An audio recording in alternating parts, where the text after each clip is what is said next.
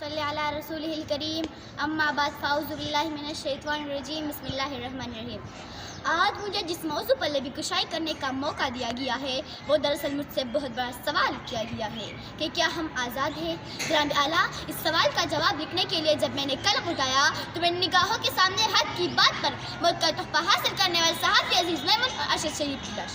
लेकिन फिर मेरे दिल में एक ख्याल आया कि ऐसा एक वक्त तो हर मुल्क, हर वतन, हर देश, हर मिट्टी, हर जगह हो जाता है। लेकिन फिर मेरे दिल में एक ख्याल आया, मेरे ख्याल में वो माँ जिसने मेरे कलम को ये लिखने पर मजबूर कर ही दिया कि हम आज़ाद नहीं, हम उसके कैदी हैं, कि इतने में इस बात ने मेरे दिल को तसल्ली दी कि देखो आज़ाद मुल्क में बैठकर नाशुक्र जैसे अल्फाज मत लिखना।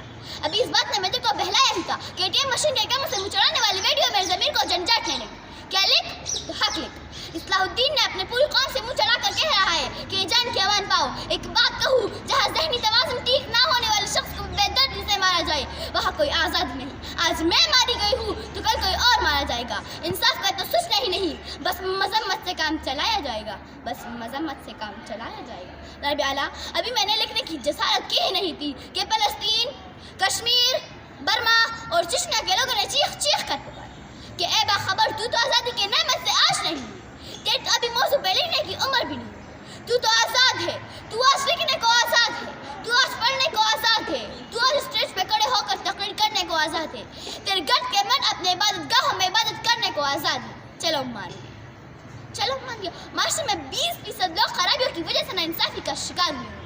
अरे तू तो आज नौशहरा बेरोज के मजमूए के सामने इनके लिए आवाज़ उठाना, उनके लिए हक की बात करने को आज़ाद है। हमें तो ये आज़ादी भी नहीं। इज़्ज़त नफ्स किसी शख्स की महफूज नहीं, अब तो अपने ही निगहबानों से डर